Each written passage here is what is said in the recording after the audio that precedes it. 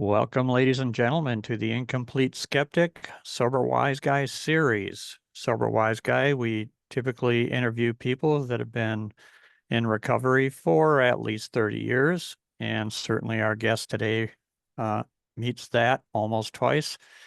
And um, and I'll just do a disclaimer. I've known this fellow for quite a while, and I'm going to wear a lot of different hats today. As you can tell, I got my Mad hat on, my Minnesotan Second Chance hat, but also I'm coming from the point of the ex-con who this fella, Mark, has actually, I've seen help a lot of people that were like me and trying to keep us on the free side of convicts. So stay an ex-con, keep the ex in con, let's put it that way. So welcome to the show, Mark. I appreciate your being a guest on Sober Wise Guy. Hi, Timothy. It's nice seeing you again. Yes, sir. Thanks. And the format will just be what you were like, what happened, and what you're like now. And I know you've got a wealth of information about recovery and the Minnesota scene. We're both Minnesotans, by the way, for those that might be listening. And um, I have not heard anyone share as much about Minnesota history and the recovery and corrections and the like. So you're going to really love this episode. Mark, the floor is yours, brother. All right. Well, hi, everyone. My name's Mark Groves. I live in Minneapolis. Right now I live in New Brighton, Minnesota. Grew up in Northeast Minneapolis, born in 1952. My dad died when I was 12.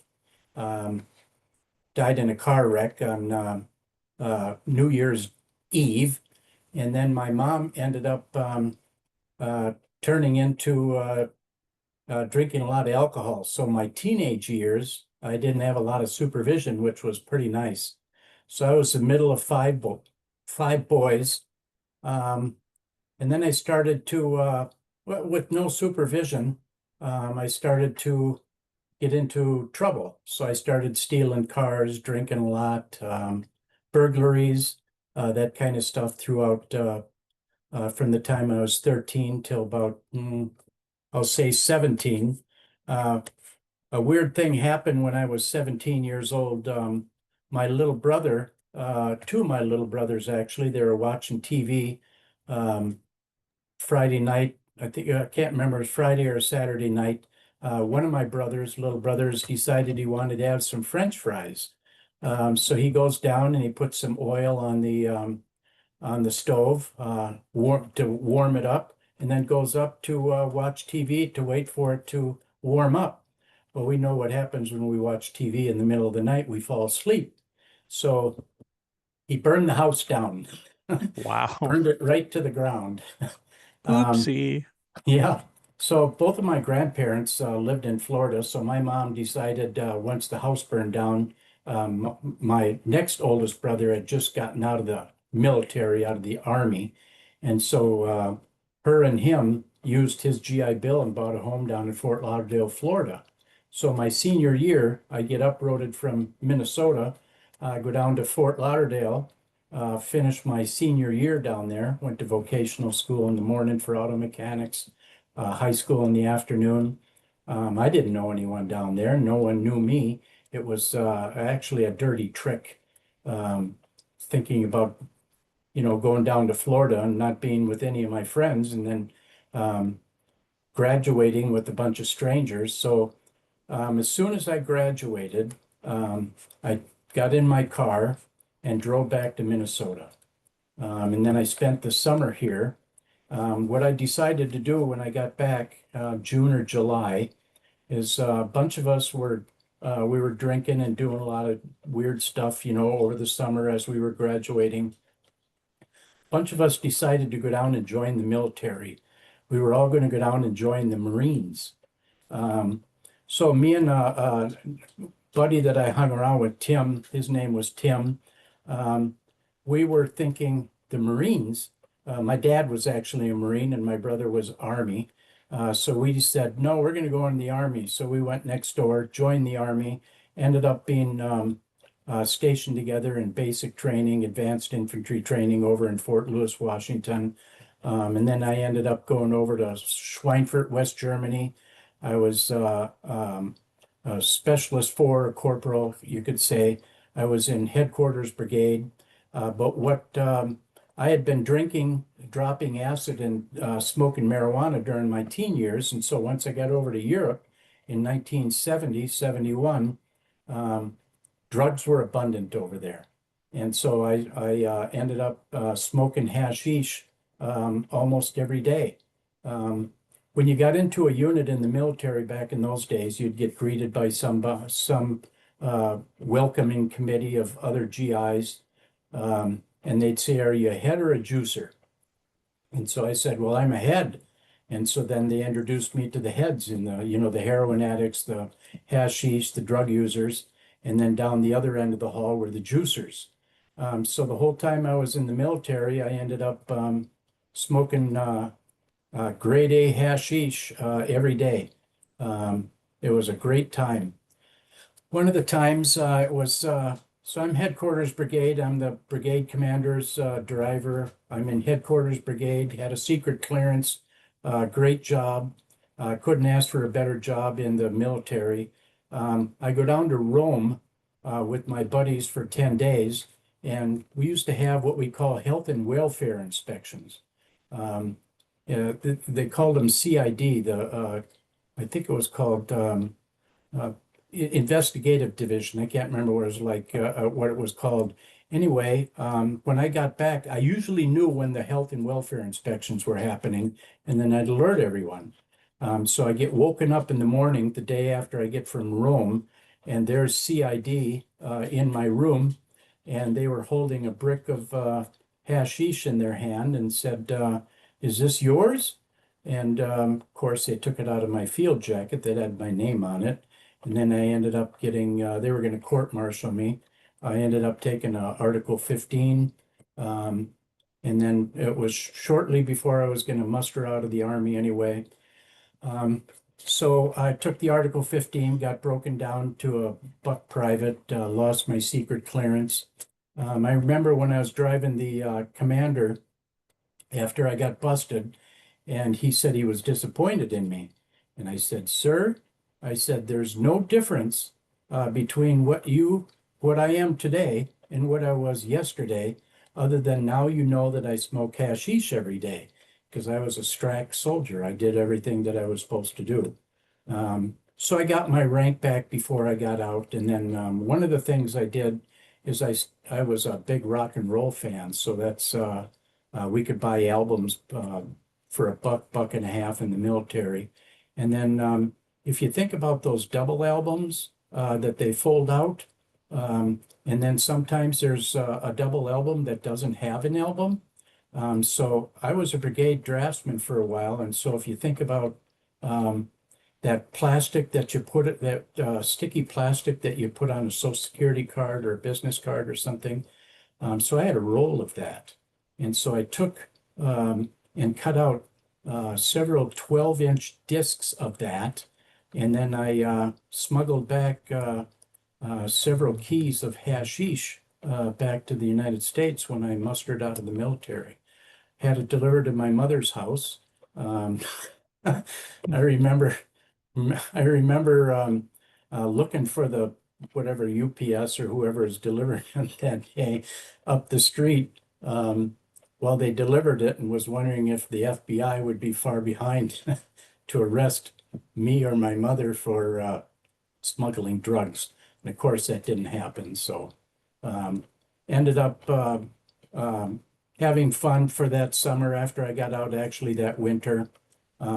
And then got introduced to heroin, and then I was off and running. I was a heroin addict for 4 years. Ended up getting arrested, facing 3 to 18 because I was a heroin salesperson. Buddy of mine, I knew the big rules for me back then was don't sell out of your house, don't show anybody your money, and don't have drugs in the house because you get busted. Well, I remember one time this guy comes over. He was out on bail for an armed robbery. And I was thinking, God, we shouldn't be doing this. ended up selling him some heroin, and then within a month later got busted. They tore the whole house apart, found my books, guns, all kinds of drugs, ended up downtown. Got interviewed by the FBI to see if they were going to charge me, ended up being a state. Went to court, was facing 3 to 18, pled guilty, took 0 to 5. And then the judge, community corrections was just starting then. This was before determinant sentencing. So I had what we'll call a liberal judge. And because I was a veteran, he said he was going to give me a break. So he said that I could go out to the Hennepin County Workhouse for a year and then think about, because he said, do you have a drug problem? I said, no. So he said, well, I'm going to give you a year to go out to the workhouse to think that through. And then if you decide that you have a drug addiction, you could go to the VA hospital for treatment, and then you won't go to Stillwater prison. And so I took him up on that, went out to the workhouse, was out there for a few months, decided, well, I don't like it in here. I got into a few fights, did other things in there that I didn't like.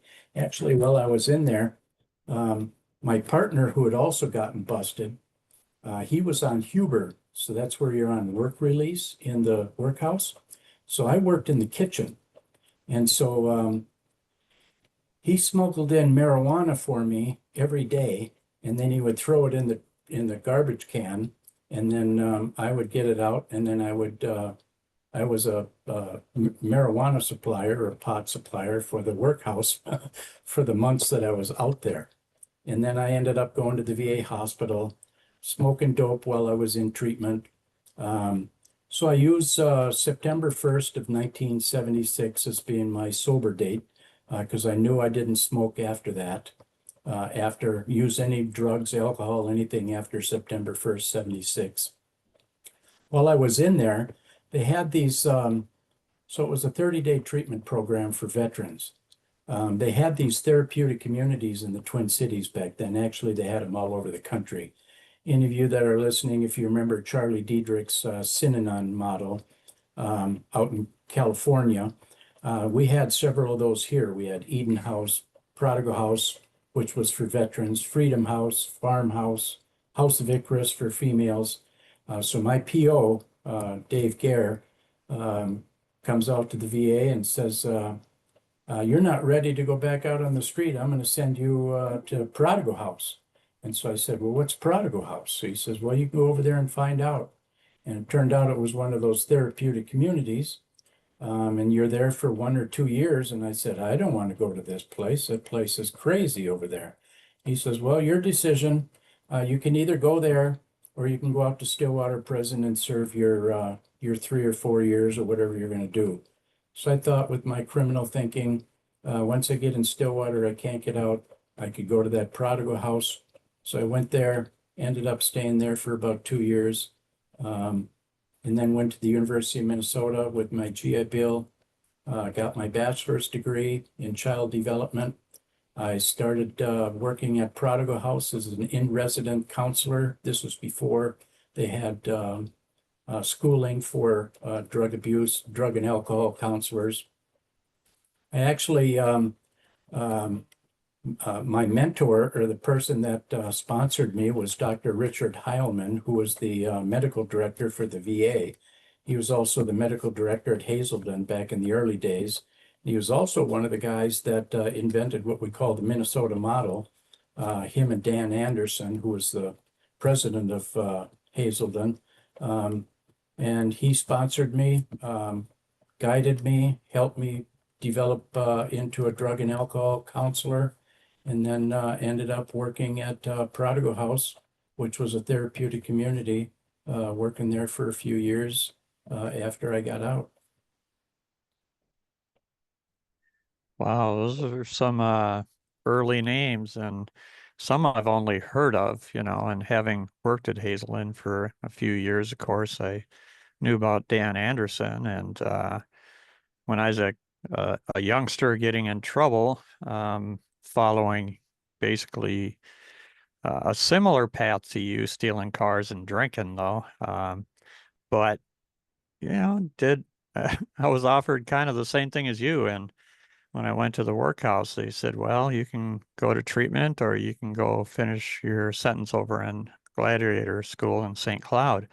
And I wasn't old enough to go to Stillwater at the time. Typically, they wouldn't do that. They would do, And so I went to treatment, and I, unlike you, I jumped out a window at 3:30 in the morning. And had I been successful in treatment, like you, I could have claimed a sober date and things would have been quite different for me.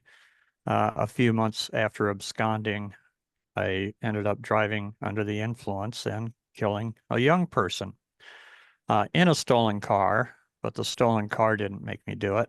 And so, very selfish in a lot of ways at that time, but very, oh, I don't know. I don't want to make this about me, Mark, but I think I just didn't have a lot of the rules in my head that typically people have. And I thought my only problem with getting busted as a young person is that I wasn't desperate enough to get away. And I pulled over too easy, and I never let the police really chase me and things like that. I said, I've got to just go for the gusto. And that ended up costing a life. And while I was going the speed limit at the time that I killed the child, and there was no cops behind me, they were looking for me. And so I had gone back to the speed limit, and I was trying to find my way out of town. And there were a lot of lives changed forever.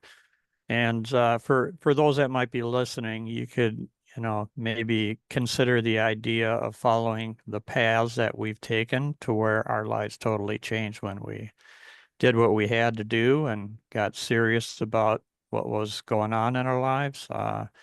Mark figured it out earlier than me, but man, he went to a prodigal house, which I heard horror stories about as a young person.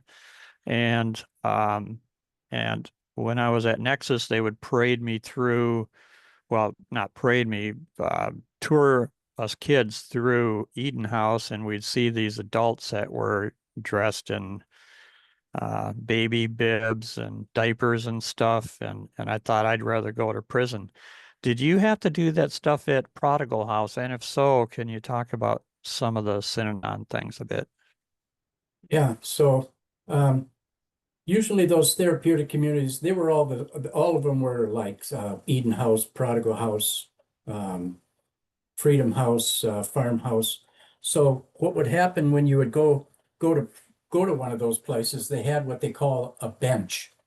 And so when I decided that I was going to go to Prodigal House, I get taken over there from the VA, and then I'm on a a couch in the lobby. And so Prodigal House was in the old soldiers' homes, the Minnesota Veterans Home over there at Minnehaha. And they were built in 1865. So they were just these grand mansions with these high ceilings and large rooms. And so you're on this bench. And so I was on there, I don't know, maybe a month. So they would parade you into you'd sit there for maybe a week, 2 weeks, something like that. The way those old therapeutic communities worked was they would have two staff. The way Prodigal House was, they had two directors and they had two counselors. So one director and one counselor was on for 10 days, and then they were off for 10 days while the other director and other counselor was on for 10 days. And so the residents actually ran the place. They had a coordinator, assistant coordinator, a ramrod. They had these maintenance crew chief, hustling crew chief, all cook, all that kind of stuff. So it was all these sick needs, ex-cons, veterans, criminal thinking kind of people. And you would get brought in on a Friday night usually in this great big group room. And they had these great big rocking chairs. with these high backs. And there was 25, 30 guys in there, and it was in a great big circle. And then you'd be at it's like what we used to call the fish bowl. And so then they would start quizzing you, or they'd confronting you. They used to call it the game. It was like what they did up at Stillwater and Asclepian and Alpha House in those early days. So I ended up getting accepted after, I don't know, a month or so. So there's guys in there with dresses. It was what we call behavior modification back then. So the Freudian kind of stuff was kind of sunsetting, and then you had Bill Glasser inventing reality therapy. You had Albert Ellis developing rational emotive therapy. You had Fritz Perls with Gestalt therapy. So those were the new therapies that they were using in the therapeutic communities. And so it was strict behavior modification. They were teaching us to be in the here and now. There's nothing you can do about the past or the future. No sense thinking about the past. So everything that we did there had to do with the here and now. As an example, let's say, Timothy, you and I are in the group room. You decide that you're going to go to the bathroom. You have a folder, maybe your glasses, maybe your hat, something else. It's on the chair next to you. So you decide to go into the bathroom, and you leave those things behind. I look over and I see that there. So then I yell group, and then everybody comes running, and then we're going to group the heck out of you for about an hour, 2, 3, 4 hours, asking you why you left your things in that room and what made you think that someone else in that room was going to take responsibility for your stuff that you so eloquently left behind, and why should we be taking care of you? And so what would happen is you'd end up wearing those things along with probably a great big sign that you'd have around your neck. And then we had all these people running around the house with signs on for different behavior modification. We had guys walking around there with striped con suits, other guys with suits on who were like lawyers because they were trying to stick up for somebody else. It was just a crazy, crazy time. About a month after I was admitted, I'll say I was in there for maybe 2 months, they had these great big 4-man rooms, and they had these huge lockers in there. So one side would have like a closet that was 5 feet long and maybe 2 feet wide. And then there would be a bunch of drawers on its side. And then on the other side would be the same thing. So there were 3 guys in my room, and they were all users. They decided that they were going to be sneaky. And so they got caught. And so we go into this marathon group, and then these 3 guys, they group them. Usually when you were in there, you'd get your head shaved.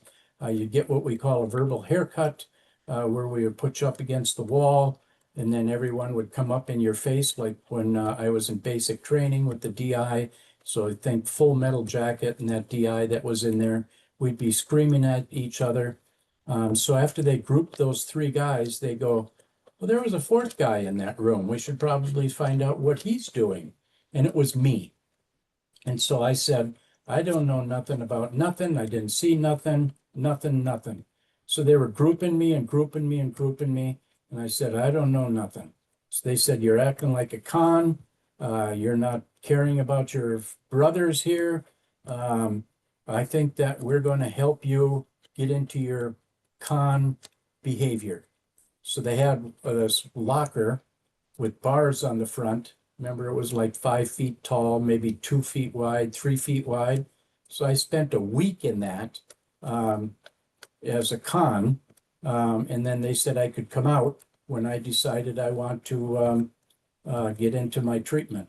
So it was weird stuff like that that would happen there. So I spent 2 years in that nut house. Wow. After I was in that jail, I said to myself, I'm a pretty smart guy. I thought, this is nuts. This is all shame-based. It's Gestalt, crazy, nutsy stuff. I said, I made a decision. I'm never going to use again. no matter what. I am never going to put myself in a situation where I have these other crazy people deciding what my freedom is going to be like or whatever. I'm just not going to happen. So I made a decision right then and there. I'm never going to use again. I'm going to stay straight and sober. I'm not going to break the law anymore. And that's where I made my decision from being sitting in that goddamn wall locker for a week. Wow. Inside the actual locker? Oh, Yeah, Lordy. it was Wow. crazy. You know, you're sitting in there sideways, obviously, with your knees up. Um, I could come out for breakfast, lunch, and dinner, and then I had the option to come into group to share my experiences in the evening if I so chose. Oh, goodness.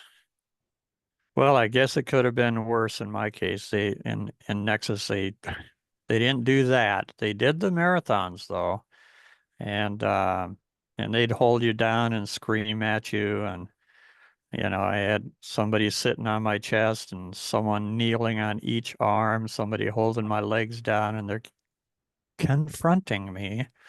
Yeah, But, you know, um, I grew up with um, deep shame and like,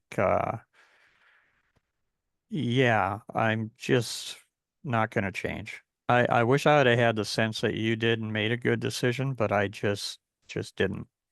And I got in an orphanage in Duluth. I got grouped with a similar program when I was pretty young. I think I was 14. That's when I turned alcoholic.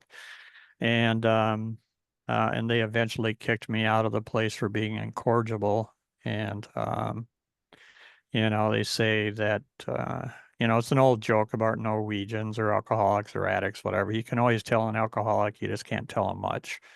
And yeah, but I had zero trust for anyone because, that's why I didn't want to stay in the treatment center because I didn't trust them with the knowledge of what happened to me as a child. Didn't want anyone knowing that.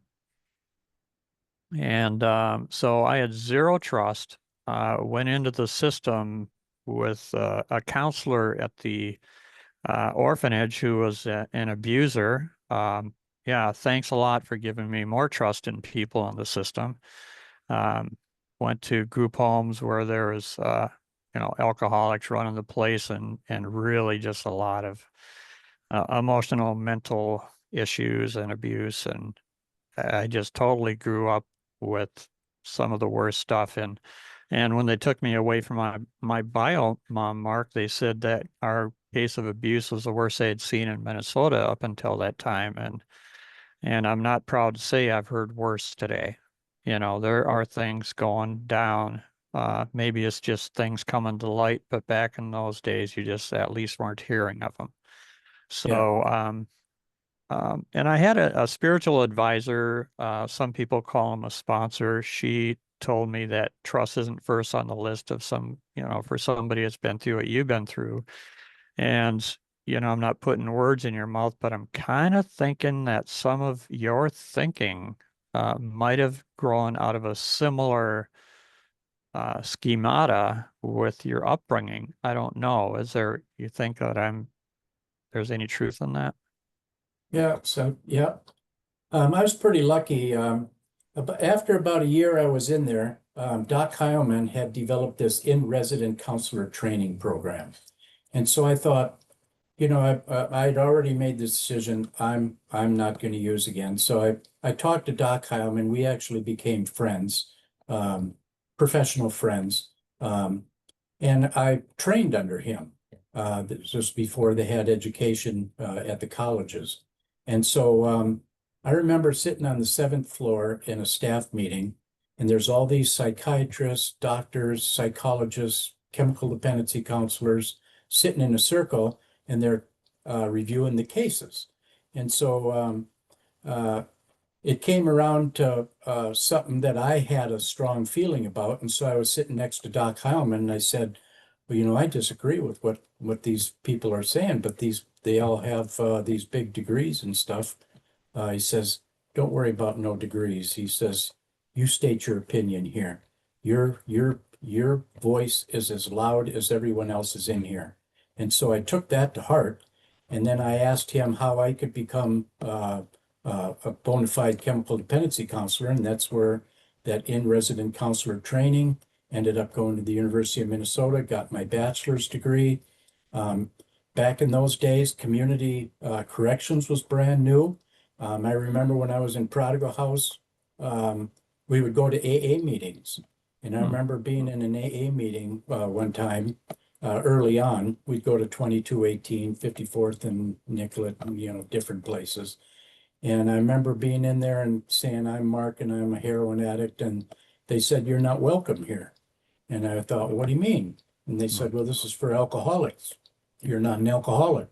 And so Narcotics Anonymous was just getting off of the ground in the Twin Cities then. So I remember going to the very, very early beginning Narcotics Anonymous meetings over there. They called it the Bakery. It was on 26th and Bloomington. And then we were developing Narcotics Anonymous for the Twin Cities. And so I was lucky and at the advent of that for the Twin Cities or Minnesota. And then community corrections was new. And so here I am going to the University of Minnesota, getting my bachelor's degree. I'm meeting all these people that are in corrections. And then I ended up going to work at Prodigal House as the counselor and I was the intake coordinator, stayed there until 84. And then HMOs were coming in, ended up going over to St. Joe's Hospital for 2 years. And then during that 84, 85, 86 period, all the hospitals were merging. So you had Fairview, um, St. Mary's, all of those. So I was part of all that merger with St. John's, Methodist, all those. Ended up working at St. Joe's for 2 years. Um, and then ended up going over to Fairview, running their adolescent detox center for a couple of years. And then I ended up going up to Spring Lake Park High School. I was their chemical health coordinator at the time. While I was at the detox center, they were bringing in all these young Native American kids, 6, 7, 8, 9, 10 years old, sniffing gas, glue, paint, that kind of stuff. But because I was a senior counselor, we weren't supposed to admit them. But if we didn't admit the kids, the cops wouldn't pick them up anymore, or sometimes they'd take them down to the river, and then the kids would come back and their shoulders would hurt from you can just guess why their shoulders were hurting with the police officers, some of those cops. So I ended up writing and these kids, I had these kids come in. This was before computers. And so I thought, well, these kids are sniffing paint, glue, all that kind of stuff. How does that work? I'm over at the U, so I go over to the stacks, go into all the libraries with pocket full of nickels, printed all the research papers on inhalant abuse, read them all, looked at the references, read all those, started reading books. I ended up writing a book, and then I ended up traveling around the world because I wrote a curriculum on inhalant abuse prevention, worked for the tribes in the Minnesota for 10 years, teaching all the tribes and different communities around the state how to deal with kids who are sniffers and huffers. So Wow. What was the name of the book? that's one little part of my career. I've Right. had a rich and illustrious career, bunch of different Amen to things that that. are pretty cool. What was the name of the book? Inhalant abuse prevention, sniffing and huffing. Okay. It's out of print. The state of Minnesota actually printed it, and it was free for all of our schools. So if you go on Amazon, you'll see it, but it's out of print. I have maybe Oh, three okay. copies left. Yeah. Okay. That's cool. Um I went to on the Red Road 12-step meeting for a few years and at Minneapolis American Indian Center and um learned some things about the native culture and made a few friends. And when I realized I became an alcoholic at 14 after hearing some of their stories, and they asked me to speak one time, and I said, well, I'm a late bloomer because those guys, they started early, Yeah. and there was a woman who is an old timer and sober a very long time. Um, and she talked about some of the abuse that was happening on the reservation, and she would have to run every time they dropped her off from the bus. And, I won't be explicit, but wow, there's some serious things going on. And I imagine you got wind of some of that, but there's one thing that really stuck with me when you said that was it Doc Heilman said you have a voice here. Yeah. Is he the one? Okay, and I think that's one of the things that I really liked about you and a few people I met in the system, which used to be the biggest, dirtiest word in the world for me, until I started meeting good people, and I started to realize not everyone is like what I grew up with, and my voice started to matter, and being in the Minnesota Corrections Association, I don't know, since 2000 and whatever it is, 8 or something, not nearly as long as you, of course, but because I was working at 180 degrees with ex-convicts as a social worker, sort of a caseworker, um, for the last part of my tenure there.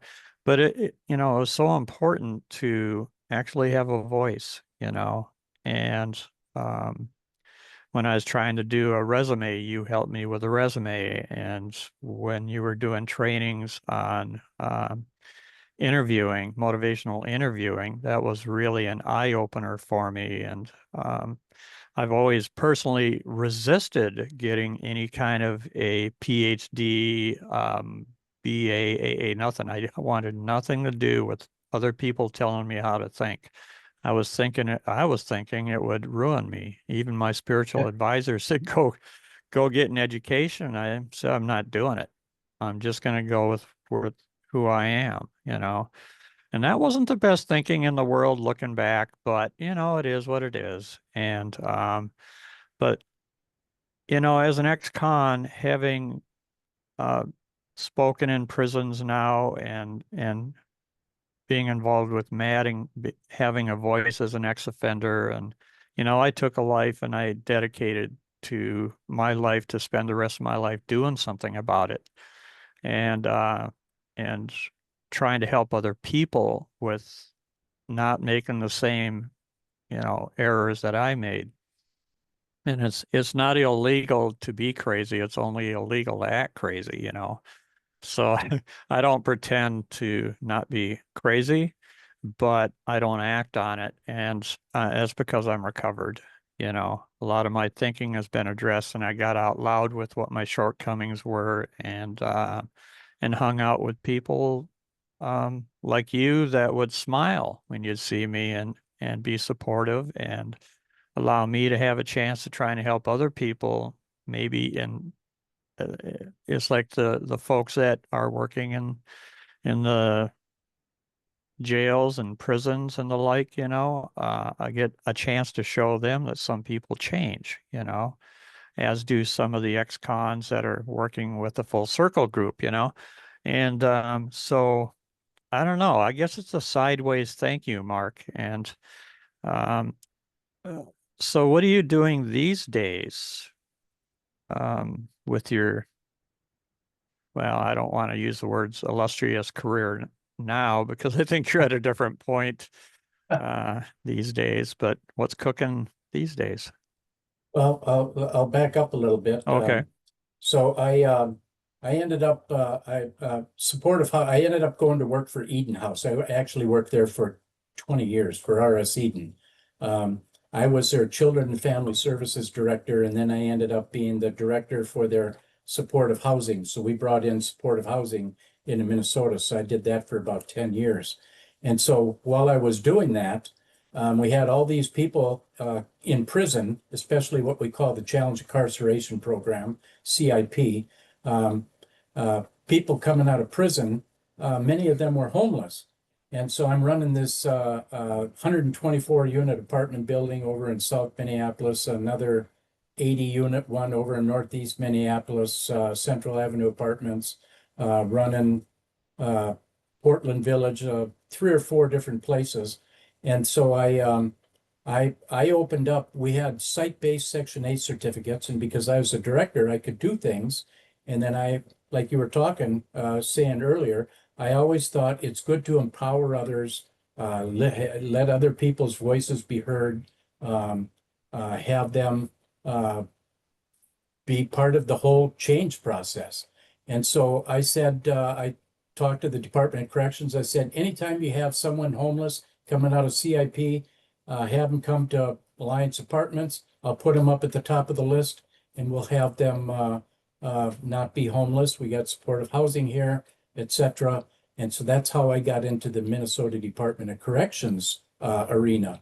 They ended up hiring me because reentry services, transitions and reentry was new.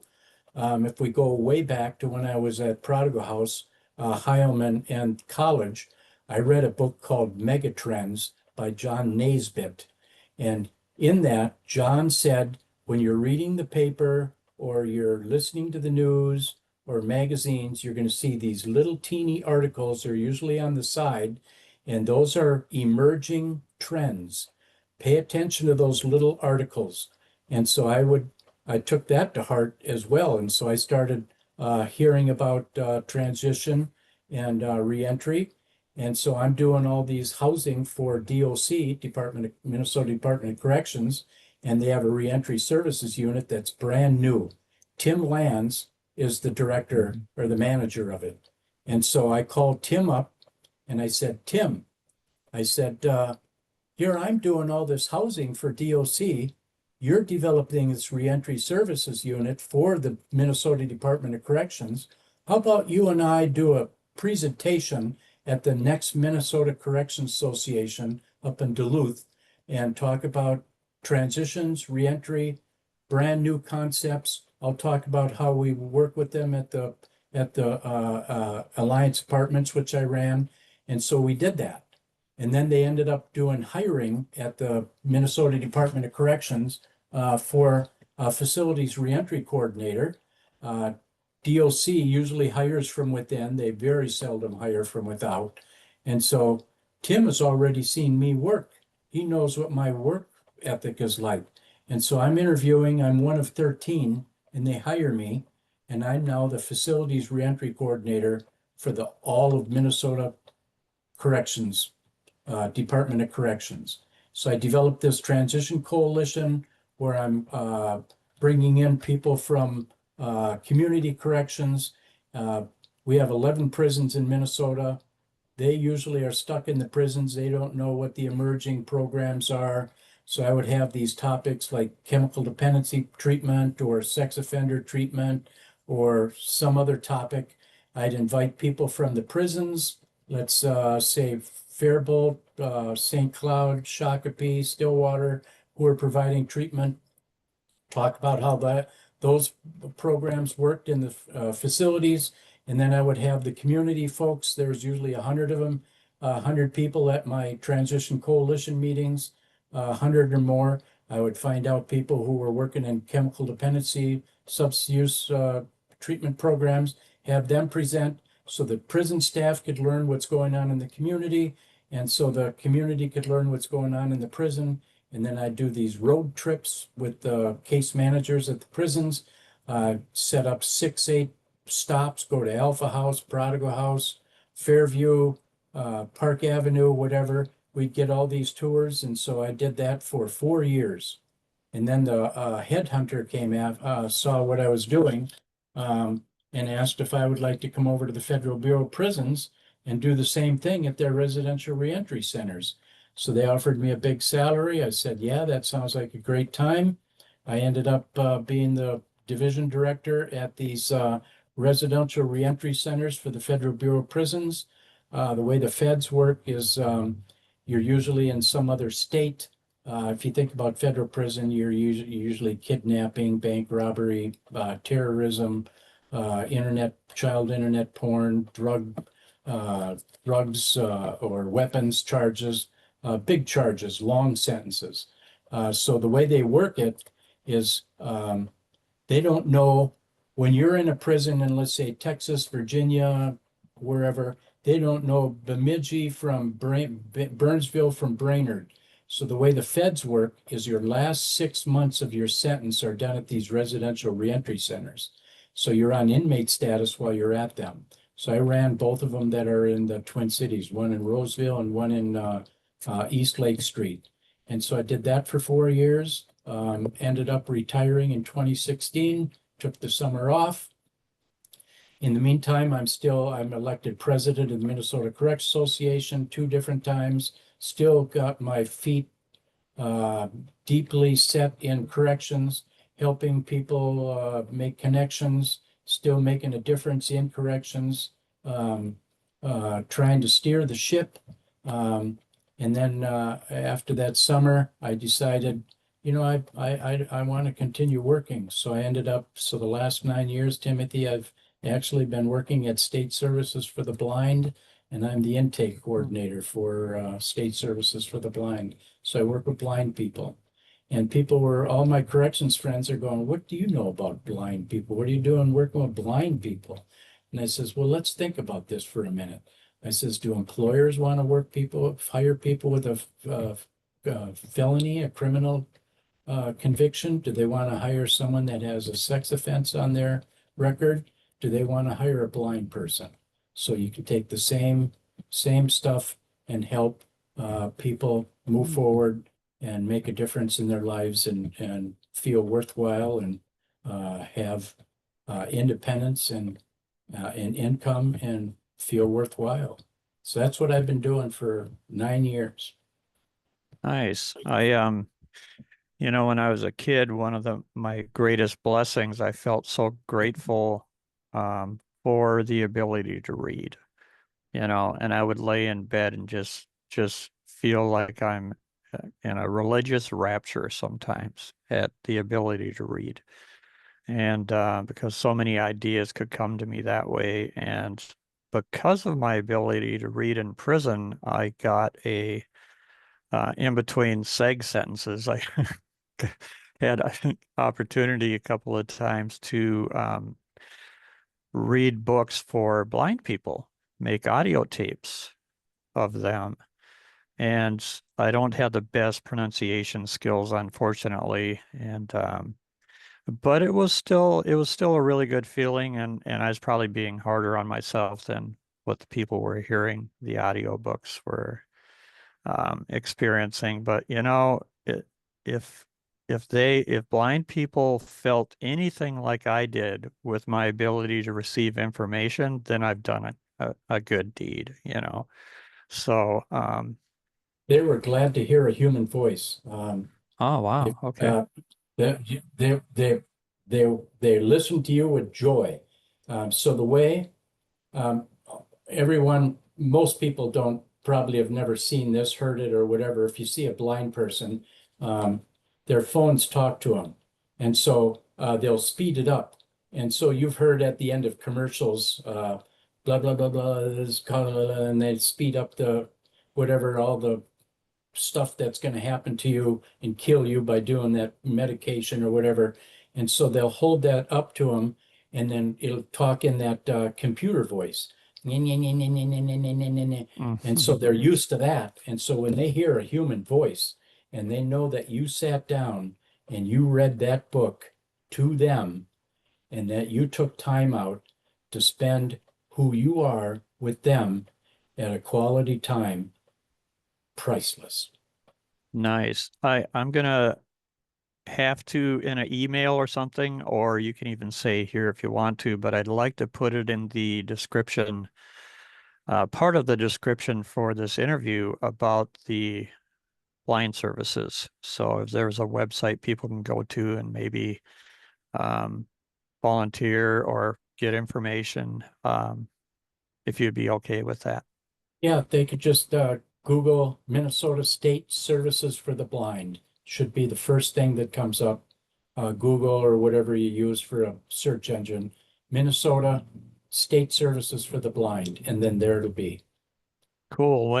When I was in Oak Park Heights, on my last prison sentence, knock on wood, right? Um, I had a strong feeling, I'm going to use the G word here for a minute. I had a strong feeling that God wanted me to learn American Sign Language, and I never really understood why, but it was a strong feeling in my heart. And I decided to pick up some books from the prison library on ASL, and then at one point, um, after being released and getting sober, I did go take some interpreting classes at the St. Paul Tech at the time. Now I think they Yeah. call it something else. But I've made some friends as a result of that training. And it's like I made a friend with somebody that at a particular church near where I used to live. And the all the instructors were deaf with one exception at the college, And so we weren't allowed to talk during the class, which forces your brain to work a different way. And they said, well, here's some places you can go and experience the interpreters in practice. And you have to go there and behave as if you are deaf. You don't have to pretend to the deaf people that you're deaf. Don't be dishonest, but act like you're deaf so you're going through what they're going through. And sorry, I'm going on a bit here, Mark. Hopefully you don't mind, but um, and the deaf ministry for that particular church was pretty cool, um, and I made friends with a deaf fellow whose wife was interpreting about a third of the time, and they've become lifelong friends. And so we've been Cool. pals for decades, and I tell them I love them and I mean it, and uh, I tell them, Yeah. let's see if I can get my hand in there. I I love see you, it. We see Yeah, it. yeah. Yeah. So, yeah, and I think uh, deaf people sometimes get marginalized, as probably ex-cons do, and you name it. There's so much marginalization in our society. Yes. And I don't even think people necessarily mean to do that. But if we can wake up people's hearts, it's like when I'm speaking for Matt, I'm not trying to educate them in the mind. They've had access to all that stuff. Everyone knows not to do it and what not to do, and they do it anyway. But I try to do an education of the heart, and if we can open people's hearts toward the blind, the deaf, the ex-cons, and that's a tough nut to crack with the ex-cons, Yeah. because some of them is like that's the last thing that you're. Um, I've had cops say they should have locked me up and threw away the key. One cop told me they should have put me in the electric chair after he heard me speak. And his kid was in the panel for underage drinking. Wow. And after I got done speaking, the kids went with the social workers and the parents stayed with me. And that's when he said what he said. And I just told the guy, I said, if the legislature had contemplated a death penalty for the crime of manslaughter, which I pled guilty to, then that's probably what could have happened. But they didn't contemplate that as a consequence of my behavior. And your problem isn't with me, your problem's with the legislature. So if you don't like the laws, bring it to the Senate. Get on there, get involved and change the law. And I did my time. I'm trying to do something about it now. And I got at that was in a Dakota County setting at that time, and I was actually allowed to be part of a board that was a Safe Streets First board, and they let Oh, yeah. NextCon in. You remember them, right? Oh, Eh, yes. Yeah, yeah. And I was just honored to be a part of that and kind of shocked that they would even ask. That, okay, that's really cool, you know. Um, but I think that cop kind of changed his mind a little bit. And if we can incrementally open the doors to people's hearts and then the reason will follow, you know. Sometimes people have to open their minds before they open their hearts. We're all different, you know. I'm kind of intuitive, and some people are more logical. So, but I don't know where I'm going with all that. But I know you're great for And feedback on stuff. piggyback on your deaf experience, in order to go to work for State Services for the Blind, the first 2 months that we're there, we actually had to go to, the school was called Blind Inc., which is down in the old John S. Pillsbury mansion down there on 22nd and First. We were there from 8 o'clock until 5 o'clock every day with sleep shades on, where we were totally blind every day, Monday through Friday, for 6 to 8 weeks. And then we went through the school. So I learned how to use the white cane, learned how to do Braille, learned how to do everything as a totally blind person. So I can appreciate what it's like to not be able to see. And so when I see blind people, I talk about blind people all the time. And when I see them on the street, sometimes I work for the Minnesota Twins. So I'm a security officer there, event security officer. And I'm at the almost all of the games at gate 34. When I see people come through that have a vision impairment, sometimes I'll approach them and I'll say, "Hey, how's it going?" And then say, "I'm Mark Rose. I'm work at State Services for the Blind," and then they'll light up and we'll start talking about stuff. Yeah, so working with folks, during my intakes, I talk to at least one blind person a day doing an intake. Some of them are deaf blind. Some they use tactile ASL. Some don't speak English at all. It's an interesting and rewarding job to show them that there's hope, that you can start doing things, start living life, and start experiencing what everybody else is experiencing. When I was walking in the general area or driving that you described, people on the show may or may not know the area, but I would see 3 or 4 people at a time walking together, and I wondered why they were all walking together, and they'd have their canes, you know, the walking canes. Yeah, And it just seemed unusual. I wonder if that was a class or something. Do you think, it is a did they take class. people out? Okay. Yep. And so right there, they have what they call an orientation and mobility instructor, O&M. And so they would take 2 or 3 students and then they would walk them around that neighborhood, walk around the block first, learn how to cross uh, not busy streets, and then try to cross Nicollet and then go over to Hennepin Avenue. And so they were all beginners. Every one of them that you saw, except for the one person, they were beginners except for the instructor. Hmm, Yeah. interesting. Um, I was going to ask you about your opinion on restorative justice and maybe some of your work with that.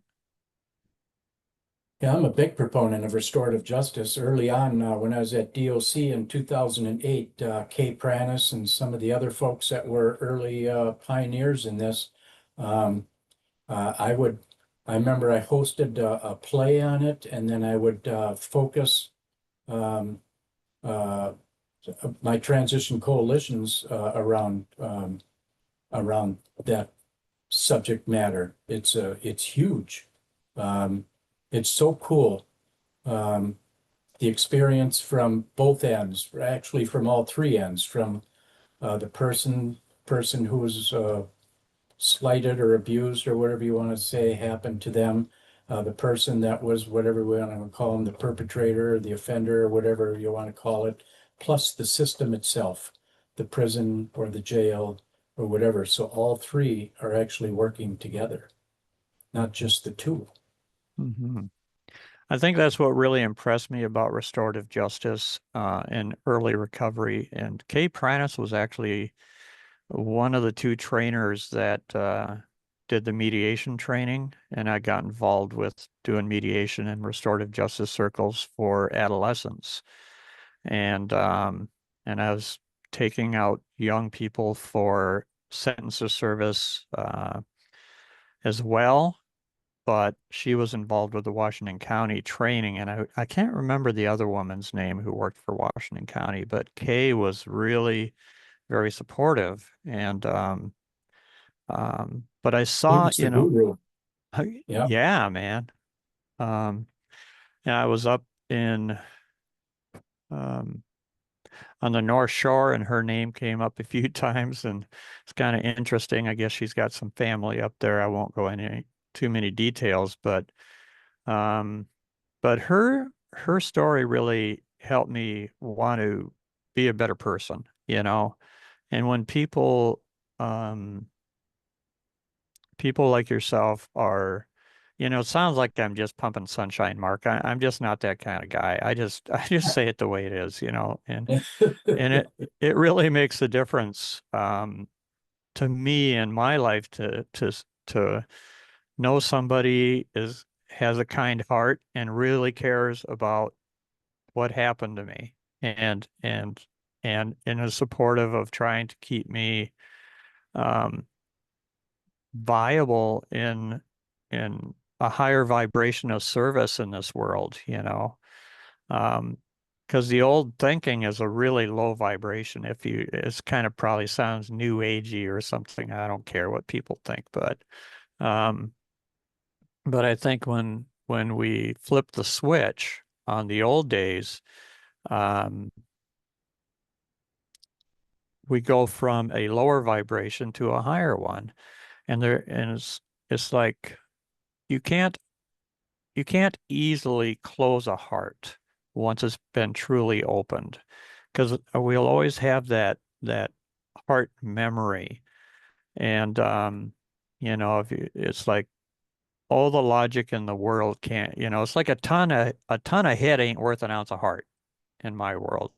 So you just never know. One little act of kindness from somebody can last for 20, 30, 40 years. And long before I changed my life, I had a PO. I just turned 18 and I was going to have an adult PO. And it's like I had such a rotten attitude, Mark, and I was just geared up for combat. And I'm sitting in the Hennepin County office waiting for my PO to show up. Her name was Marilyn Sanchez, and I was sitting there, arms crossed, and had this attitude, and trying to prepare my mind for like an interview, except for the negatives and what smart aleck comment I can come back with no matter what. And and she came into the room and talked to at those days they called them secretaries. Talked to the secretary and she pointed toward me and then she grabbed a file and opened the file and looked at it a little bit and I thought, yeah, there we go. I'm just a freaking piece of paper and a file, And and she didn't really have any expression on her face, it was neutral. And she walked over to me and she said, so Timothy, tell me something good about yourself.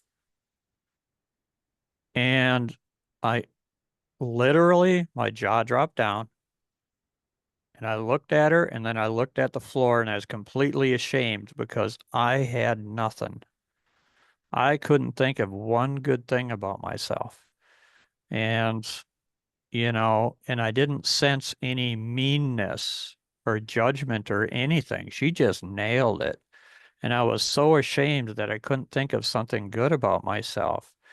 And it didn't like course correct me for a lifetime or something. It didn't have that effect, but it gave me a slow release pill. And when I needed it after I sobered up and changed and I had that pill in my system and it dissolved and then I got the understanding of it. Um, and these little acts of kindness, I look back and I say, I had a good judge who said, um, I'm going to give you a chance to do treatment instead of go to prison, you know. And I think that might have been Franklin Knowles. I can't remember, but anyway, and there's been a few people in the system that I didn't know at the time how good they really were until my attitude changed. And so when sometimes it's what do you call a pill, delayed pill that has a hard surface on the outside and you slowly your system dissolves it and then time release. That's it, time release. Um, so, I quit serving time and now time is serving me. But, and instead of finding the dirt on somebody, I'm hanging out with people that look for the gold and find the gold in us, and we'll have it. Um, and my heart identifies with you, Mark. I see you and I'm happy, and it's not manufactured bullshit either. Oh, I just cussed. I try not to cuss on my podcast. And um so yeah, I don't know. Take it from here before I Yeah, so embarrass that myself. PO was that. So you mentioned I did the motivational interviewing training. So I did all those for free. Almost all my trainings I did for free. I was the main MI trainer for 180 degrees for many years. I would do it for AmeriCorps. I would do it for all these community programs because you look, it costs what, two, three, four, five, $600 for MI training. So I'm doing it for free. I'm doing the ethics also for free. But to go back to your PO, so when I was a marriage and family therapist, and I'm counseling these, either the man or the woman is in prison, and then their partner is outside. Um, Rather than say to the couple that's coming in, so usually the couple that's coming in, one of them wants to get out of the relationship, the other one wants to save the relationship. It's usually the man's coming to the uh, to the session to just say, "Yep, I tried, but it didn't work." And so rather than say, "So what brings you two here today?" or "So what seems to be the problem?" I'd always start out by saying, "So how'd you two meet?" Mhm. Because it was a happy time. Mhm. And so we would start from a happy place. And then somewhere along the way, you got off the rails. And so let's talk about the strength of the relationship and the happy times and why you two are attracted to each other and what's going on. And then we can get into some of uh, the nutsiness later. And so MI is the same thing. And so motivational interviewing, a good practitioner or an effective practitioner will just say, is you develop the relationship with the individual. And then you talk about stuff. And so you develop that strong relationship. And the whole idea is I'm the therapist, let's say, or the counselor, or the practitioner, you're the client or customer, or whatever you want to call them. And so we want to have you develop a strong relationship with me that's mutual. And then we're going to try and generalize that out of your life after we've developed a good, strong, healthy relationship between you and me. And then when we get stuck, when we start to deal with some of the messy parts of the person's life, we can stop, step back, start talking about the parts of our relationship that are working out good, and then we can revisit that hard part at a different time. So it's all about the relationship. Counseling is all about the relationship. Yes. I remember employing some of those skills with the fellows at 180 degrees um, and some were not able to receive it for a variety of reasons. And um, but I think it's like when I did time in Missouri, I went in one way and came out another. And I think that's the truth with people in corrections too. They go work in the prisons and they walk in with one mindset and sometimes they walk out with a really critical kind of a judgmental mindset. And it's the PTS brain is not a fun place to play in. So it's really important that we short circuit that stuff as soon as possible. And I think we do that through relationship, and something they can identify with. And um, it goes a long ways, and even if they don't want to admit it out loud, they might walk away and sit back in their room or their cell or be at home talking to their spouse after a hard day at working at a prison. And they'll say somebody said something or did something that really kind of surprised them. And I saw the humanity in a prisoner that I didn't expect to see. And when I was doing time, I saw the humanity in a sergeant at Oak Park Heights that shocked me, and I very surreptitiously went to bat for him. And I think I told you the story, right? Yeah, So, and I wouldn't mention his name because it's too dicey of a thing to do even today, but um, he didn't take retribution on a prisoner who had assaulted him. And I thought for sure that they called the goon squad is what I called them. yeah, that's what I But call them too. yeah, well, they had a little part of the goon squad that was called the Cowboys. Yeah, And yeah, that little group would go in and beat the dog snot out of people on occasion. And I thought, well, they were going to catch this guy afterwards and just pound the hell out of him in a cell and come in with their shields and billy clubs or whatever. And that never happened. And I think the sergeant probably got the question, what do you want us to do? And I think he had to have said, leave it be, yeah, you know. And so they didn't do anything to him. And when he got out of SIG, I said, so did they beat you up? And he said, no. And I just thought, wow, this sergeant didn't take inappropriate action while he was, trying to defend himself against this guy and didn't take retribution, no revenge, no nothing. And my respect for him went up so much, and that event just touched me. And when it came time for him, some guys were planning to do a number on him. I carefully navigated their desire into uh, a position of not doing anything to hurt him, you know.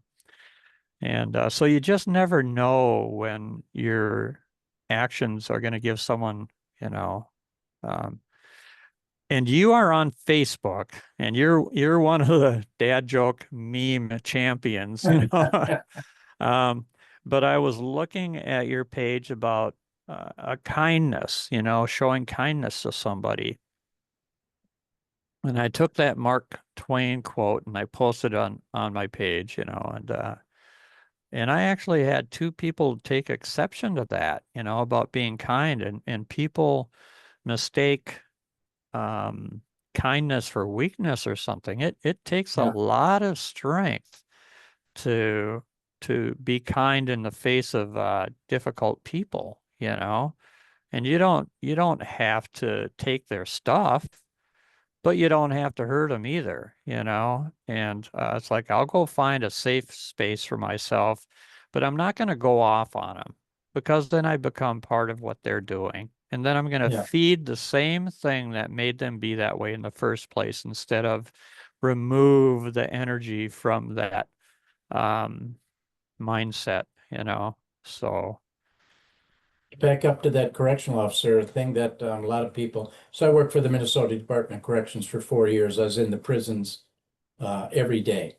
Um, those correctional officers, or what you want to call guards, um, they don't see success. They only see people coming back. And so it's very hard for them to think positively about people that are in prison. And so that's one of the things I did I still do it with the Minnesota Correct Association, is I focus on those correctional officers to help them see the other side of recovery, transitions, reentry, all of that stuff, because they just see failure. They see someone coming back. They don't see the success. They don't come back successful. When you go into the prison, or we have some people come into prison, then they see it. That's very seldom. I'll be in Stillwater Prison pretty soon for the treatment program. I used to speak there once a year or so when a different gentleman was running the thing, and then they took a hiatus for whatever reason, maybe it's COVID or something. I don't know what. And I know he's not working there now, and a different woman is there and running Yeah, the COVID run. shut everything down for 2 or 3 years in there. Yeah. So, um, but before, I guess I'm going to take a little bit of the focus of what you're talking about today and apply it toward the speech that I give then. And I have to remember that I'm not just talking to the prisoners. There might be a few staff members there that need to hear it too. Sure. And so, yeah, I'm going to tweak that speech a little bit. I need to remember that. Yeah, they get inspired. They I've want to had, see positive too. That's why they have people come in. um, I always assumed that the only reason people that worked at prison were smiling is because of what they just dogged somebody on. And and we live in the land of 10,000 treatment centers. So, actually some people have smiles on their faces because they care, Yeah, and it's a they're hard good job being people. working in a prison. Hard Hmm. job. Oh yeah, one of the toughest anywhere. Yeah, And I can see that, going through that experience. We all got stories, and I won't go into mine, but coming out of prison without PTSD can be it's like how do you escape that one, yeah. It's nothing but noise and hard to sleep, and it's just a hum. It's like walking into a casino. It's just a huge hum that's going on in there. I remember when I was a facilities reentry coordinator, Bridget Letness and I were taking a look at sleep. How are we'll call them inmates back then. How are Mhm. they getting a full night's sleep? Are they getting sleep? Are they getting REM sleep? Are they getting relaxed? How are they rejuvenating themselves? And so that's something that could and should be focused on with people that are in those prisons. 100% brother, because I remember well, I still call them guards, but COs, correctional officers. But in Missouri, we didn't call them correctional officers. They probably didn't even want to be called that anyway. 'Cause, Minnesota is more actually about there's some effort being made to help people. In Missouri, I didn't see much of that at all. Seriously, I just didn't. And We have one of the it's better prison systems in the country. When I was working for the DOC, we had people coming from Africa, Central America, South America, all those crazy southern states to come up and see how we do things. We want people to get a GED. We have MinCore. We have activities. We have AA, NA. We have Native American stuff. We have all kinds of stuff. You go in some of those other prisons, they ain't got nothing. They ain't got nothing. true. Nothing. Absolutely. Hmm. Yeah, it was I can't think of any good thing that the prison did for me in Missouri. I mean, there's good things that came out of it, but not because they tried, you know. Yeah. And depending on what we're made out of, there's nothing that can happen to us that we can't take some good from, and it helped me in a lot of ways. Um, and I started to believe in God and had some miracles happen, and I died in that prison of a broken heart, which is hard to explain. A lot of people might not have ever believe or understand that, but um, and then my spirit left my body, and I was shocked. My heart had stopped beating, my spirit left my body, and that's how grief-stricken I was. And Yeah. sometimes people die of grief, and it was a hard It's a place to hard be. life. Yeah, Hard life. I yeah. always tell people, just imagine moving into your bathroom with another person, and that's where you're going to live for 5 years. Put some water with it, homie.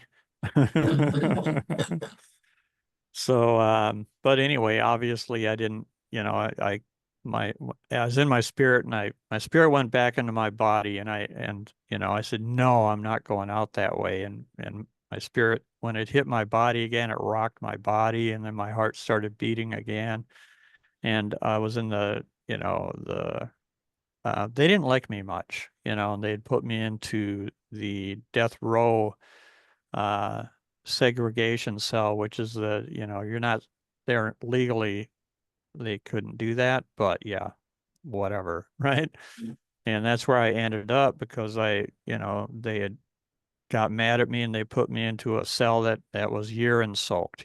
Somebody had just thrown urine all over the cell and the mattress was full of it, and they took me out of one cell and they brought me to the death row sag, and I thought, what's this? And they put me in this cell, and before I realized it, that everything was wet except for one little dry spot that I was standing on. The door slammed, and the two guards walked away and having their casual conversation, and a lieutenant was standing about 8 feet from me, so I couldn't spit on him, I suppose. I would not have done that anyway, but and I looked at him and he's snickering, you know, and I just thought, boy, I should I say this? And I said, yeah, I'm going to do it even if they kill me. And I said, well, Lieutenant, I know you think this is funny, but you got a choice. You can either let me out of this cell and put me in a normal one, or you can come around a corner someday and find a piece of steel landing in your chest. Yowza. And yeah, and I meant it because I thought I can't let them treat me this way, even if they're going to kill me. And literally, I wouldn't have done that, Mark. But, Yeah. I wanted out of that cell, no Yeah, you're matter what they frustrated. did to me. And I could barely breathe in there. It stank so bad. And that's when they put me into the segregation cell for death row instead. And I was there. I didn't know if it was night or day after a few days, and it was there that my heart just broke, and I died of grief. And um so Was I that a I state guess prison or a federal prison? it was a state. Yeah. But you know how people will be married 30, 40, 50 years and they're just Yeah. desperately and they've always loved that spouse so much and that spouse dies. And then and they die of a broken heart. I know it can happen. And when and I remembered when that Bible verse said that Jesus gave up the ghost. Um so they didn't kill him. He gave up the ghost. I don't think anyone killed him personally. But who knows these things? Way beyond my pay grade. But I did know that if we're alive, it's a choice. You don't have to slit your wrist, throw up a rope or anything like that. All you got to do is not want to be here enough, and you're gone.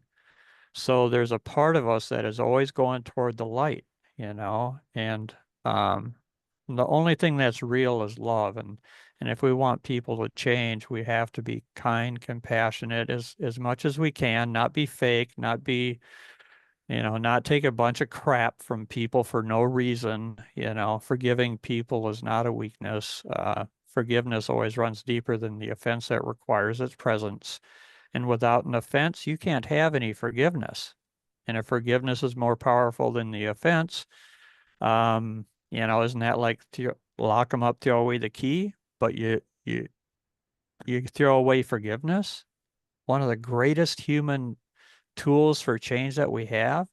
And I had to forgive myself for killing this child, and that did not happen easy. It took 8 years of speaking and mad and a lot of work before I looked in the mirror every day for 8 years.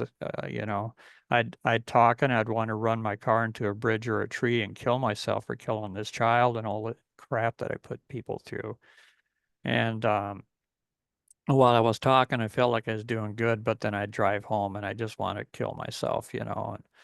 And my spiritual advisor said, do mirror therapy, look in the mirror and say, Timothy, I love you, and do it every day until you mean it. 8 years later, I meant it. So I haven't wanted to kill myself ever since you know, that 8 years. But um, maybe someone hearing our stories, Mark, we might Yeah. touch a heart and we might help someone turn the idea of suicidal ideations into something they can use to it's like, if you get through it, you can help someone else who is struggling with wanting to commit suicide. Maybe you'll give their life a meaning that surpasses comprehension. It's like I look back on my life, I go, I would have never guessed that some of these really cool things would ever happen. It wasn't there, just, you know, and had I killed myself, I wouldn't be able to help anybody, right? So, I knew that part. So I wanted to help somebody. And someone gave me an experiment. This guy, he said, if you don't tell 3 people a day that you love them, you probably wasted a day of your life. That advice became part of my life story, and I repeat it frequently. And the first year I tried that, he said, do it for a year and see what happens. I had 2 guys. The first year, one said he was going to commit suicide and changed his mind, and the other guy said it saved his life. He didn't say Excellent. why, right? So, um, and when that cop said you should have been put in the electric chair, I did the math on some of this stuff. It's like, well, let's say I would have gotten killed. And I've had so many people through the years, Mark, say, that my story helped change their life and they're not going to drink and drive again. And some even got into recovery or what have you, and I don't get any credit for it, but I had a role in a decision, but they made the decision. I know that it's not my ego talking here. And, but, kind of forgot where I was going with that long-winded disclaimer. Let's back up a little bit and Yeah, talk yeah. about my recovery. Yeah, let's do it. So, it might be a little controversial for people who are listening in, but we're talking about me, Mark Groves.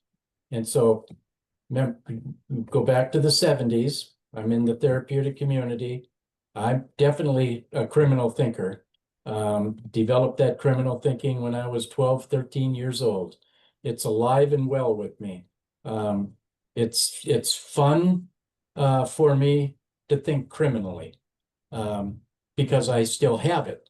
But back then, Hazelden is huge now. And so their 12 steps are huge. So think about when I got straight, we're talking 1977. So Vern Johnson, I'll Quit Tomorrow is still big. Bill W. and Dr. Bob, they're still, it's kind of a big deal in the 50s and 60s. Community corrections is new. Treatment is new, coming out of Leavenworth, the whole idea of HIPAA and treatment coming out of Leavenworth, and then Wilmer State Hospital with Doc Heilman and Dan Anderson, and then developing what we call that Minnesota model. And so here we got this Minnesota model. We got AA. And remember, I get kicked out of AA because I'm a drug addict, not an alcoholic, and I'm a reader like you are. I read 2 hours a day still. I just got done reading the Bibi, Netanyahu's 650-page autobiography. I see what's happening in Israel now just by reading that book. I read all the time. Anyway, back then, I'm looking at, I'm at an AA meeting, and this lady had these mental health issues. She's on these psychotropic meds, and everyone in the group is telling her she needs to stop taking her medications. And I'm thinking, this woman's going to be hanging from her doorway. Who are these people sitting around here, these armchair psychologists, telling this person that she needs to stop taking her medications? It was an all or nothing kind of thing. And then you always have to be in AA, and you're in recovery. And so I'm one is too many, and 1,000 are enough, and all that stuff. And I've read all those books and all that stuff. So once I made that decision, I'm never going to use again, no matter what. Now, using or any of that criminal thinking behavior, which you were talking about a little earlier, I don't act on none of that stuff. I've moved beyond my addiction, so I'm using what, between the ages of 12 and 24. I'm 73 now. So what have got 34, 44, 54, 64, 50 years I've been straight for 49 years. So am I one drink away from a drunk? No. Am I going to be shooting heroin again? No. Am I going to smoke marijuana or do any of that? No. I don't know anyone that does any of that stuff anymore. Everyone in my life are what we call normal. They're they're people that are living life, and I'm part of their lives, and I'm doing all that stuff. Um, I went to AA and NA for 10, 15 years, and I still maintain my being straight and sober by being involved with people in the field, doing stuff in corrections and community corrections, making a difference in people's lives. But I don't think of myself as an addict anymore. I've moved beyond that. If we can't move beyond and be what we'll call a wholesome human being, do I identify myself from that 12 years or my last 50? So I've chosen to identify myself as that last 50. I'm not gonna, no matter what happens, no matter what happens, I'm never gonna use again. No matter what happens. No matter what happens, I'm never gonna use again. If I don't use, I don't break the law. If I don't break the law, I'm not in jail. So how am I going to not break the law? By not using. I am a normal, regular person. So that's who I am. And that's what I preach. If you can't move beyond and be a whole person, what's the point? And that's You, what you are. You're amen. you're a wholesome, outgoing, helpful, friendly, dignified, responsible person. That's how I know you, Timothy. You, I can't imagine you having some kind of thing and then you're thinking, okay, I think I'm going to have a drink or I'm going to smoke a doobie or I'm going to. No, we're going to work through whatever that thing is and look at it as a challenge. And that's just part of life. I'm going to work through this. I'm going to do whatever I need to do and be just like the normal person that's never used at all. I wrote an article a long time ago. I used to write for the Institute for Chemical Dependency Professionals. I was actually on that original board for 9 years where we brought in the licensed drug and alcohol counselor licensure. So I was on that original board for the state of Minnesota to bring in licensure. And I remember Dave Gallagher and I would write these pro-con articles. And so do I need to be in recovery to be a counselor? Well, what does my recovery have to do with anything as far as your recovery, you being the client counselor, the client, customer, whatever?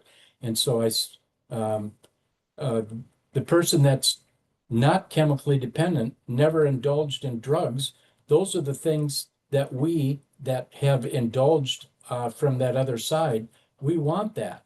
So that person that's never used actually knows how to do it because they've been doing it. The person that has, I remember early on, some of the people that were counselors back in the 60s and 70s that I encountered, they'd say, just shove your feelings up your rear end. Step one, step two, step three. You got to go to meetings all the time. You can't miss the meetings. And I remember being at one of my AA meetings and they were going to have a picnic. And then it was on the day that our AA meeting was, and people were going, well, we can't go to the picnic because it's the night of our AA meeting. And I'm like, what? We're going to be Hmm. going to the picnic to socialize with each other and be what we'll call normal or whatever. You're going to skip an AA meeting. Uh, you're going to skip a picnic that's going to be part of a normal life just because you can't skip the AA meeting. I said, that's absurd. We need to be looking for things in life that puts us in the mainstream of society. That's what Yeah, the I whole idea made of the that sponsor switch is. too. Yeah, Yeah, I think I made that switch too, and then I made that decision at some point. I couldn't tell you when, doesn't matter, but I thought, the reason we are sober is to do those things. yeah, So yeah, I'm gonna go do them. I'm gonna go enjoy my life. And now personally, I still do meetings and I enjoy them. So, people don't like it when I say I'm a recovering alcoholic sometimes, and all that means to me is that I'm teachable. yeah, And some people don't like it when I say I'm recovered. Recovered means that I'm not doing it anymore. It's done. yeah, Period. I'm not that person anymore. That's right. So, and I just figure, well, what if somebody is there that needs to hear something, And I just enjoy seeing that light go on in somebody's eye occasionally. But I'm not in a cult. I do what I need to do, and I'm not fearful. I'm not worried that I'm going to take a drink tomorrow. I'm not worried, I'm just not. And that was, yeah, Doesn't that come into our disappeared. realm. Yeah. Yeah, yeah, it's been gone. It left me on August 19th at 90, and no desire. But I didn't want to get involved in MAD because of some of the thinking around some of my flawed thinking and some good thinking. But why would anyone want to hear this god awful story? And why would I want to repeat this nasty thing over and over about what I used to be like and what I did? And so when I was asked by a woman who forgave the person who killed her son, she asked me to get involved in speaking. And I said, no, thanks, but I'm not doing that. And she said, well, what if somebody doesn't do what you did as a result of your talk, or what if they take a look at sobriety and maybe they say, well, maybe I need to be sober. I don't know. What if you help somebody? She was basically saying, what it's not necessarily all about you, buddy, you know. And so I said, well, I'll research it. And the only reason I ended up speaking isn't just because she said something. She kind of opened the door, but she told me, come to a impact panel and see what you think. And I did, and there was like God stuff all over the place. And I really got a clear message that this is what I'm supposed to be doing. And had I not had that synchronicity and that higher coincidence, spiritual awareness come into play, I would not have followed her line of reasoning. You know, Yeah. I had to get it from my higher power, I guess, and it had been 13 and a half years since I did what I did, and there was a kid by the name of Tim speaking on the panel who was 13 and a half years old, and my victim's name was Tim, you know. So, and there's just a whole bunch of things that happened during that panel. It was really clear to me that I was supposed to be doing this. So, um, I don't know. I mean, we're walking the road we walk, and um, but I'm really glad that you shared what you shared with a disclaimer at the beginning saying, well, some people might not buy this or like it. The things that make us question our paradigms make us stronger, and if our fear is in place, we're not going to hear it. And so we have to release the fear and the judgment and the dread and all that crap. Um, and I know I keep turning this story back to me, but I just figure we're having a conversation. That's what we're doing. Yeah. And so if you had one maybe idea of that you could share with the audience, that might turn the page for them, or might something maybe that just activates your heart, whatever it is. What maybe someone's thinking about offing themselves, not me, by the way, you know, um, and or giving up. It's like I, I just can't do this anymore. I don't know. How do you do the impossible, Mark? How do you give someone hope when they're hopeless? Yeah, exactly. I'll talk about it in two or three different ways. One, when I was a school counselor back in '89, actually, I was a school counselor for about 10 years, but full-time school counselor. I'd have these kids, high school kids, some middle school I worked with as well. They're in school, and so they're not doing well. They come from, you can just make up whatever you want to make up. They're just not, it's just not a nice life for them. And so they'd get sent to the office for this, that, or something else. And so I'd tell the principal and assistant principal or the dean, I say, anytime a kid gets sent to the house or sent to the office, just bring them over to my office. Just tell them to come over to my office. And so they'd come in my office and I'd never ask them why they were there. And so then they would build some anxiety and they'd want to, well, don't you want to know why I'm here? And so I would talk to the kids and I would say, who do you like in this school? Do, and they're coming to school, so there's some connection in the school somehow. They're coming. And there's relationships in the school. Remember, I was a juvenile delinquent. I was in and out of juvenile jails and probation stuff all during my teenage years. But I came to school because I enjoyed the relationships that I had with other people there. And so invariably, the kid would talk about a teacher that they liked. And the teacher would usually like them. And so then I would go to that teacher and I'd say, hey, I'm talking to Bubba here or whatever. What do you think? And they go, yeah, I like the kid. I know he's got this, that, something else. And then same with the kid. And then I'd say, well, would you be willing to touch base with that kid every day? Oh, yeah, I'd love to help him be successful. Yep, absolutely. And so same with anyone. So my life, so I golf and I have some friends. Most of my friends, my best friends actually have passed away over the last 5-10 years because of our age, cancer and all the stuff that's happening to us. But I always have one or two what we call best friends, and I do stuff with them all of the time. And so anyone, remember, it's all about the relationship. When I was at the prisons, so we've got all these mentor programs. You could just name them. We're trying to bring in mentors into the prisons, prison fellowship, all those different things. So when I was, Amicus, I was a director of Amicus actually for a while. So when I was at the prisons, we have the intake at St. Cloud Prison, which you know how that works, or at Shakopee. And so we were starting to turn things around. And so what we did was when I was there, we would talk with the person, the new inmate or the new person coming in, and ask them the same thing that I asked those kids in the school. Who do you get along with in your family?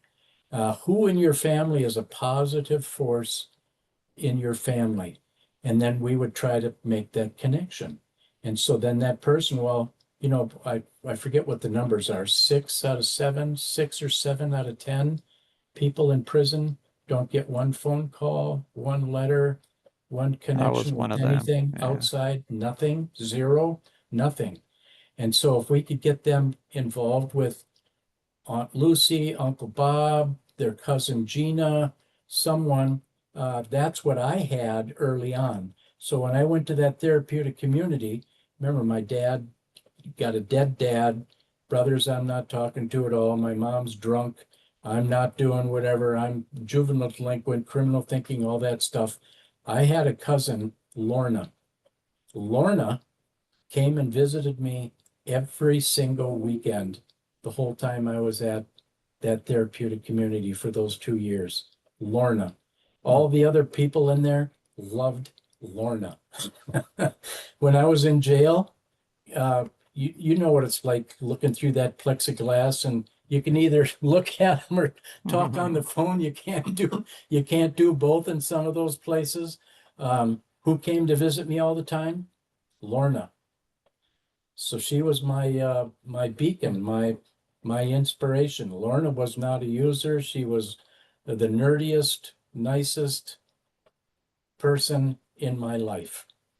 So develop a relationship with there's someone in your life that likes you. Call them up.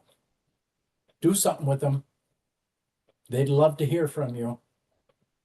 I know it's hard to reach out sometimes, but they're waiting for your telephone call, waiting for your visit.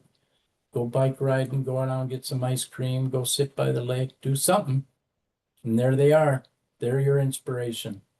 They're your higher power. It's like the helicopter story. I sent the boat. It's like the starfish. How are you going to make a difference with that? I'm sure it'll make a difference with that one. So there's that one person there's a helicopter out there. Look at the helicopter, the lifeboat. Yep, Yeah, the starfish story is really good, and it's one of the few creatures on God's blue earth that, I identified with the starfish because it's like somebody ripped off all my legs and arms and stuff, and I had one little piece of me left, and that was enough. That was yep, enough, and it grew all the other parts back. And so that's a great metaphor. yep. Maybe I'll put for those that might not be familiar with the starfish story, I might put it in the description as well. So, well, Mark, I totally appreciate your being a guest on Sober Wise Guy, the Incomplete Skeptic, and giving us so much time and enduring my little, you know, distraction from your story. Hopefully I didn't obstruct any progress here, but I It's always trust a joy everything. for me whenever I see you and visit with you. It's a highlight of my life. Awesome, man. Love you, brother, and we'll holler at you later. And is if there's anything that people need to hear, is that there is hope and anyone can change. So, Anyone. and we can help people with it too. All right, peace out, brother. Yeah. Have a good one. Thank you. My privilege.